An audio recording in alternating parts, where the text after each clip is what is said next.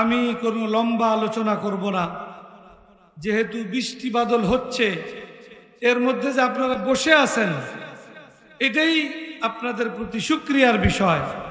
আপনারা মোবারকবাদ পাওয়ার যোগ্য, ধন্যবাদ পাওয়ার যোগ্য যে দ্বীনের নিসবতে কোরআনে পাকের মর্যাদা রক্ষায় ওলামায়ে কেরামের মহাব্বতে আপনারা এই বৃষ্টির মধ্যেও এই মাদ্রাসার পক্ষ থেকে আয়োজিত এই মাহফিলে আপনারা এখনো বসে আছেন। আমার পরে হযরত মাওলানা আব্দুল বাসেত খান সাহেব উনি আছেন, ওনাকে আমি বসা দেখে আসছি। ওনার আলোচনা শুনে আপনারা তৃপ্ত হবেন, এজন্য উনি কিছু আলোচনা করবেন। আমি শুধু কোরআন শরীফের ছোট্ট 2-3টা আয়াত পড়ছি, এই আয়াত আর একটা হাদিস পাঠ করছি, এর আলোকে অনুবাদ একটু ব্যাখ্যা করে আমার আলোচনা শেষ। আমি যে আয়াত তেলাওয়াত করেছি এটা সূরা রহমানের আয়াত। সূরা রহমান এটা আমাদের সকলেরই প্রিয় সূরা। এই সূরার মধ্যে আল্লাহ রাব্বুল আলামিন দুনিয়াতে এবং আখিরাতে আল্লাহর বান্দা বান্দীদেরকে যে সকল নেয়ামত রাজি আল্লাহ তাআলা দান করছেন, করবেন, এই সকল নেয়ামতের বিবরণ আল্লাহ তাআলা এই সূরা রহমানের মধ্যে উল্লেখ করেছেন।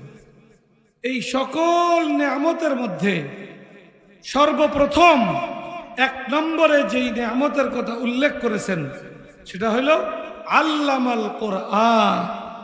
আল্লাহ রাব্বুল আলামিন আমাদেরকে দুনিয়ার সর্বশ্রেষ্ঠ কিতাব আল্লাহর কালাম কোরআনে কারীমের মতো মহা দৌলত আল্লাহ তাআলা আমাদেরকে দান করেছেন। এরপর আল্লাহ তাআলা দ্বিতীয় আরেকটা নিয়ামতের কথা উল্লেখ করেছেন, খালাকাল ইনসান। আল্লাহ রাব্বুল আলামিন অনুগ্রহ করে আমাদেরকে আশরাফুল মাখলুকাত মানুষ হিসাবে সৃষ্টি করেছেন। এটাও আমরা আল্লাহর কাছে দরখাস্ত করি নাই, দরখাস্ত করা ছাড়াই আল্লাহ তাআলা আমাদেরকে সর্বশ্রেষ্ঠ মাখলুক মানুষ হিসাবে সৃষ্টি করেছেন। এই আমাদেরকে আল্লাহ তাআলা কোরআন দান করেছেন, এরপরে মানুষ হিসাবে সৃষ্টি করেছেন। এই কথা, এই 2টা কথা এই ধারাবাহিকতায় উল্লেখ করার মাধ্যমে আল্লাহ রাব্বুল আলামিন একটা বিষয়ের প্রতি ইঙ্গিত করতে চেয়েছেন। আমরা দুনিয়ার মানুষ, যেই মানুষটা মানুষের ঘরে জন্মগ্রহণ করে তাকেই আমরা মানুষ বলি, কি বলেন ঠিক না? যে মানুষের ঘরে জন্মগ্রহণ করে তাকেই মানুষ বলি। চাই সে ভালো হোক, চাই সে মন্দ হোক, চাই সে মুমিন হোক, চাই সে কাফের হোক, চাই সে জালেম হোক, চাই সে ফাসিক হোক, সবাইকে আমরা মানুষ হিসেবে গণ্য করি। কিন্তু আল্লাহ রাব্বুল আলামিনের কোরআন বলতেছে একটা মানুষের ঘরে জন্মগ্রহণ করলে দুনিয়ার মানুষ তাকে মানুষ বলে, কিন্তু আল্লাহ রাব্বুল আলামিনের নিকট সে প্রকৃত মানুষ হিসাবে স্বীকৃতি পাওয়ার জন্য মানুষের ঘরে জন্মগ্রহণ করাই যথেষ্ট নয়। মানুষের ঘরে জন্মগ্রহণের পাশাপাশি আল্লাহ মানুষের জন্য, মানুষকে সম্মানিত করার জন্য, মানুষকে তার সৃষ্টির মূল মাকসাদ তাদের সামনে তুলে ধরার জন্য যে কোরআন আল্লাহ তাআলা দুনিয়াতে নাজিল করেছেন, যেই মানুষটার আল্লাহর সেই কোরআনের সাথে কোনো সম্পর্ক হবে না, আল্লাহ রাব্বুল আলামিন বুঝাইতে চান ওই মানুষটা দুনিয়ার মানুষের কাছে মানুষ হিসাবে স্বীকৃতি পেলেও আল্লাহ রাব্বুল আলামিন তাকে মানুষ হিসাবে স্বীকৃতি দান করেন না। তাকে কি বলেন? কোরআনে কারীম আল্লাহ তাআলা বলছেন উলাইকা কাল আনআম বাল হুম আযাল। যেই মানুষটা আল্লাহকে চিনল না, আল্লাহর কালামের সাথে যার পরিচয় হলো না, আল্লাহর কালাম পড়ে আল্লাহ সৃষ্টির যে উদ্দেশ্য আমাদেরকে বুঝাইতে চেয়েছেন সেটা যে বুঝলো না এবং ওই অনুযায়ী নিজের জীবন পরিচালনা করলো না, ওই মানুষগুলো সম্পর্কে আল্লাহ তাআলা বলতেছেন ওইগুলা আসলে আকৃতির মানুষ, প্রকৃত পক্ষে ওইগুলা কুকুর আর শ্রীগালের নেই। বাল হুম আযাল, বরঞ্চ কুকুর আর শ্রীগাল থেকেও নিকৃষ্ট। এই কথায় ঠিক বলা তো সহজ, কিন্তু এই বিষয়টাকে ভালোভাবে উপলব্ধি করা, আমরাও অনেক মানুষ আছি, অনেক বাবা এখানে আছি আমাকে আল্লাহ তাআলা সন্তান দিয়েছেন, 2টা 3টা 4টা ছেলে দিয়েছেন, মেয়ে দিয়েছেন। তাকে ডাক্তার বানানোর পরিকল্পনা, ইঞ্জিনিয়ার বানানোর পরিকল্পনা, বিদেশ পাঠানোর পরিকল্পনা, আইনজীবী বানানোর পরিকল্পনা, তাকে কোরআন শিক্ষা দেওয়ার কোনো পরিকল্পনা অনেকেরই নাই। কি বলেন, এরকম বাস্তবতা নয়? আমাদের এই অঞ্চলেই যদি আমরা হিসাব করি, এই অঞ্চলে যেই পরিমাণ মুসলমান বসবাস করে, এর কত পার্সেন্ট মুসলমান এরকম আছে যে যারা কোরআনে পাক বুঝা তো দূরের কথা, সহি শুদ্ধভাবে পড়ার মতো যোগ্যতা রাখে, এটা কত পার্সেন্ট মুসলমান হবে? তাহলে কোরআনের সাথে আমাদের সম্পর্ক এত দুর্বল। আমরা আজকের এই কোরআনী মজলিস থেকে আমরা অঙ্গীকারাবদ্ধ হই, আমরা নিজেরা আল্লাহর কোরআনকে দিলের মধ্যে ধারণ করব, আল্লাহর কোরআনের মহাব্বত দিলের মধ্যে পোষণ করব, আল্লাহর কোরআনকে দুনিয়ার সর্বশ্রেষ্ঠ কিতাব হিসেবে গ্রহণ করব, আমাদের জীবন চলার পাথেয় হিসাবে আল্লাহর কোরআনের বিধিবিধানকে আমাদের জীবনের প্রতিটা ক্ষেত্রের জন্য আমরা অনুসরণীয় হিসেবে আমরা গ্রহণ করব। কি বলেন, সকলে রাজি আছি? যদি এটা করতে পারি তাহলে ফায়দা কি? আমি হাদিস আপনাদের সামনে পেশ করেছি। আল্লাহ রসুল বলেন, আল কোরআনু শাফিউন মুশাফফাউন ওয়া মাহিলুন মুসাদ্দাকুন মান জাআলাহু আমামাহু কাদাহু ইলাল জান্নাহ ওয়া মান জাআলাহু খালফা যাহরিহি সাকাহু ইলান নার। আল্লাহ রাব্বুল আলামিন বলেন, মানুষ এই দুনিয়ার জীবন শেষ করার পরে, তারপরে কি শেষ না পরবর্তী জীবন আছে? কি পরবর্তী জীবন? আখিরাত। আখিরাতের প্রথম ঘাঁটি কি? কবর। কবরে গেলেও আল্লাহ রাব্বুল আলামিন এই দুনিয়ার জীবন সম্পর্কে প্রশ্ন করবেন ফেরেশতার মাধ্যমে। এরপরে কবরের পরে দ্বিতীয় ঘাঁটি কি? হাসর। কিয়ামতের ময়দান সংগঠিত হবে, হাসরের ময়দান হবে। সেখানে আল্লাহ রাব্বুল আলামিন পৃথিবীর শুরু থেকে নিয়ে কিয়ামতের আগ মুহূর্ত পর্যন্ত যত মানুষ দুনিয়াতে আগমন করেছে, বর্তমানে আছে, ভবিষ্যতে আসবে, সব মানুষকে সেখানে কি করবেন? একত্রিত করবেন। এমনি করবেন?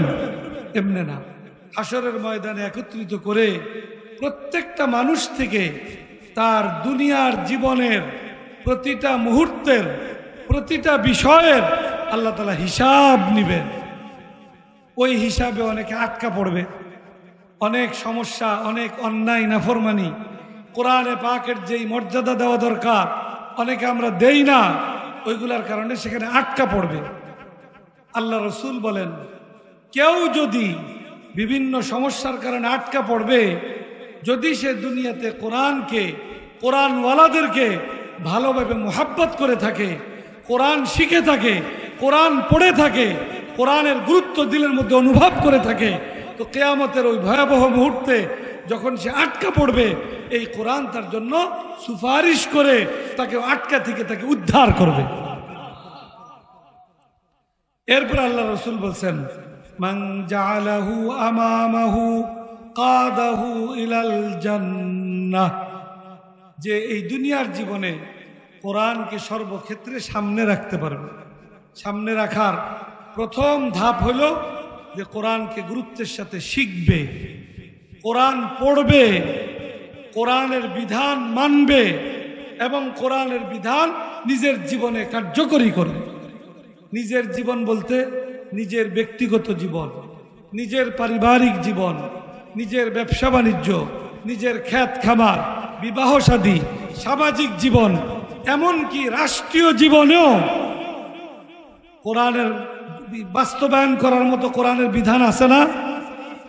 কোরআনের মধ্যে কি ইসলামী রাষ্ট্র ব্যবস্থাপনা আছে না? সব কিছু আছে।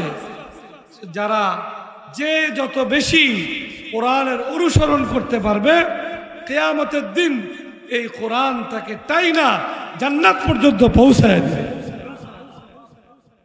এর বিপরীত, এটা তো অত্যন্ত সৌভাগ্যের বিষয়। আর কারো অবস্থা যদি দুনিয়াতে বিপরীত হয়, যে কোরআন সে শিখে নাই, কোরআন পড়ে নাই, কোরআনের কোনো গুরুত্ব দেয় নাই, কোরআনের বিধান দুনিয়াতে কার্যকরী করার কোনো উদ্যোগ সে গ্রহণ করে নাই। যারা এই উদ্যোগ গ্রহণ করেছে তাদেরকে কোনো সহযোগিতা করার মানসিকতা তার সে পোষণ করে নাই। তো কিয়ামতের ভয়াবহ মুহূর্তে যখন হাশরের ময়দানে তাকে উপস্থাপন করা হবে, হাজির করা হবে, তখন এই কোরআন তাকে ধাক্কায় নিয়ে জাহান্নামের মধ্যে নিক্ষেপ করবে। এই জন্য আমাদের প্রত্যেকের কর্তব্য আল্লাহর কোরআনের সাথে নিজেদের সম্পর্ক কি করা, মজবুত করা। দেখেন, কোরআন পড়তে হলে কোরআনই শিক্ষা প্রতিষ্ঠানে আসতে হবে, নিজের সন্তানকে দিতে হবে, ছেলে হোক মেয়ে হোক, প্রত্যেকটা মুসলমানের জন্য কোরআন শিক্ষা করা, কোরআনের মৌলিক বিধান ইসলাম শিক্ষা করা প্রতিটা মুসলিম নারী পুরুষের জন্য ফরজে আইন। কিন্তু আমাদের বাংলাদেশে 90% মুসলমানের দেশে আমাদের মুসলমানদের সন্তানেরা ব্যাপকভাবে স্কুল কলেজ ইউনিভার্সিটিতে পড়ে। কি বলেন, ঠিক না? কত পার্সেন্ট হবে স্কুল কলেজ ইউনিভার্সিটিতে পড়ে? বলেন কত পার্সেন্ট? 90%-এর কম না বেশি? একটু বেশি হল। 3-4% হলো মাদ্রাসায় পড়ে, যেখানে কোরআনী প্রতিষ্ঠান।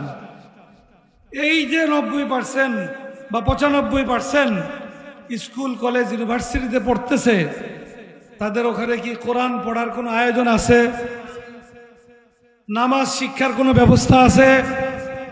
রোজা শিক্ষার কোনো ব্যবস্থা আছে?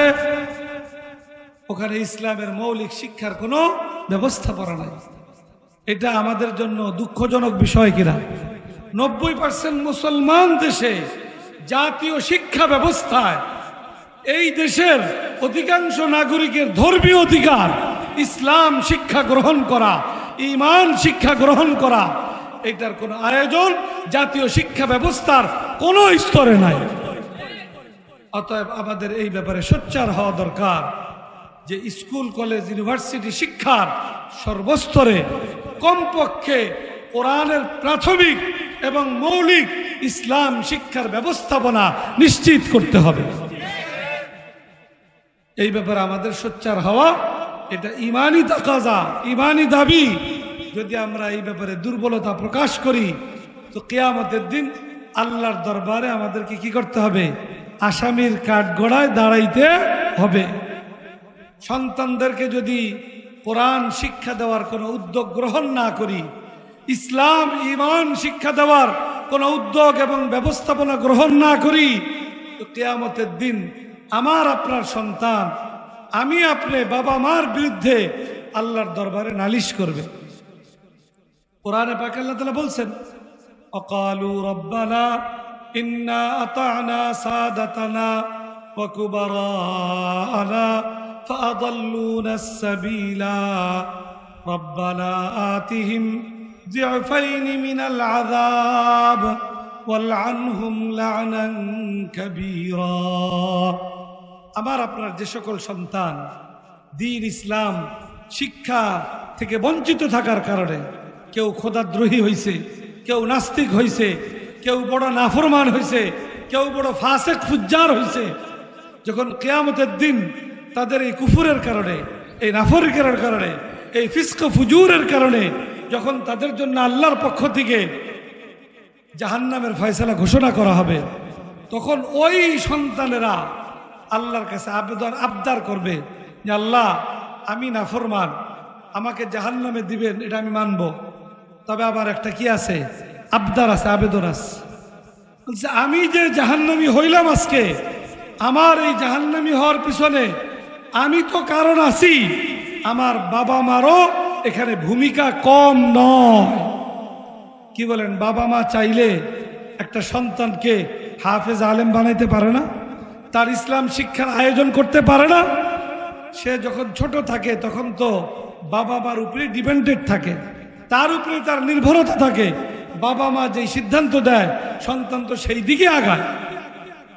অতএব কিয়ামতের দিন বাবা মার বিরুদ্ধে ওই সন্তান, যেই সন্তানকে বাবা মা দ্বীন শিক্ষা না দেওয়ার কারণে, কোরআন শিক্ষা না দেওয়ার কারণে সে আল্লাহর নাফরমানির মধ্যেই তার দুনিয়ার জীবন কাটাইছে, আর কিয়ামতে ওই নাফরমানির কারণে তার জন্য জাহান্নামের ফয়সালা হয়েছে, তো সে আল্লাহর কাছে আবেদন করবে যে আল্লাহ, আমি তো আবার বাবা মার কথা শুই না, আজকে আমাকে জাহান্নামে যাইতে হইতেছে, অতএব আমি আবেদন করি আতিহিম যিফাইন, আমার বাবা মা আমার গার্জিয়ানদেরকে কমপক্ষে আমার দ্বিগুণ শাস্তি দেওয়ার ব্যবস্থা করুন।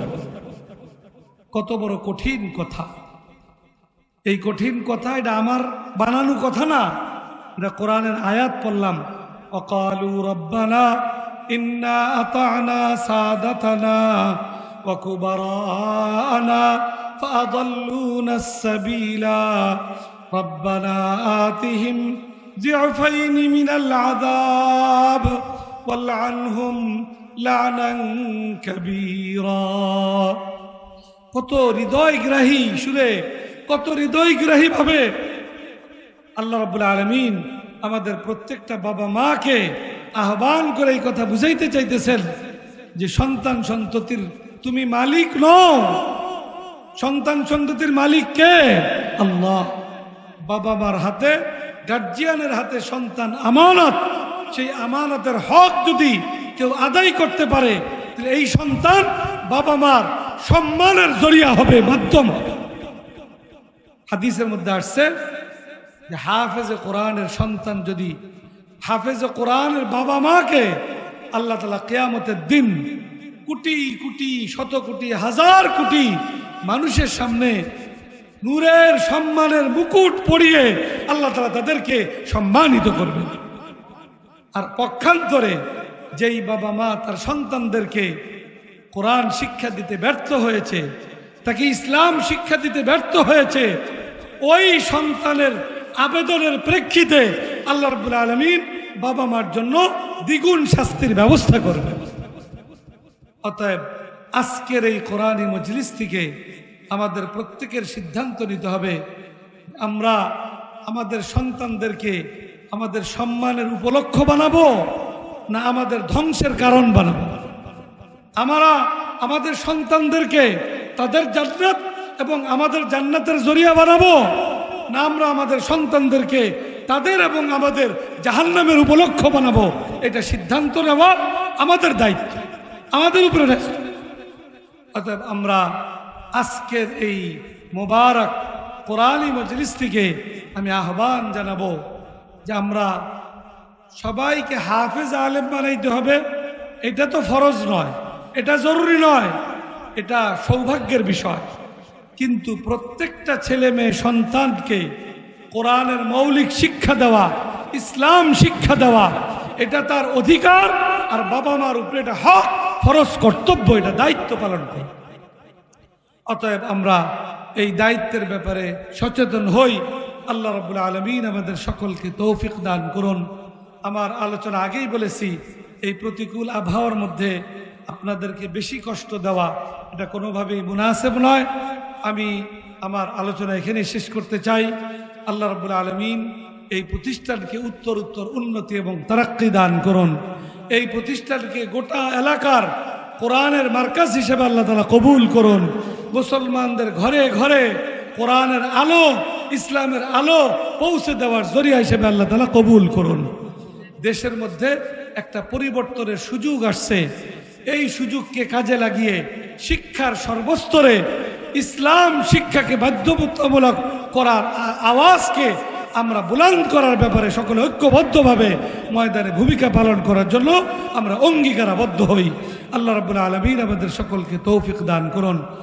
আমি সকলের কাছে দোয়া চাই, আপনাদের সকলের জন্য দোয়া করি। আর বিশেষ করে এই যে 10 জন ছাত্র যাদেরকে পাগড়ি দেওয়া হলো, এদের উপরে এই পাগড়ির মাধ্যমে তাদের কাঁধে অনেক বড় জিম্মাদারি অর্পিত হলো যে কোরআনে পাক তারা তাদের সিনায় ধারণ করেছে। এটা যেন তারা তাদের সারা জিন্দিগিতে এটার মর্যাদা রক্ষা করতে পারে, এর হক আদায় করতে পারে, এর খেদমাতের মাধ্যমে সমাজের মধ্যে কোরআনের শিক্ষাকে ব্যাপকভাবে তারা ছড়িয়ে দিতে পারে। এই জন্য আনুষ্ঠানিকভাবে আপনাদের সম্মুখে তাদের মাথায় পাগড়ি পরানো হয়েছে। আমাদের কর্তব্য তাদের জন্য দোয়া করা, যে আল্লাহ রাব্বুল আলামিন তাদের এই কোরআনের মর্যাদা রক্ষা করবার জন্য আল্লাহ তাআলা তাদেরকে তৌফিক দান করেন। এই দোয়ার আবেদন রেখে আমি নিজের জন্য আপনাদের সকলের কাছে দোয়া চেয়ে আপনাদের সকলের জন্য দোয়া রেখে আমার আলোচনা এখানেই শেষ করছি। ওয়া আখিরু দাওয়ানা আনিল হামদুলিল্লাহি রাব্বিল আলামিন।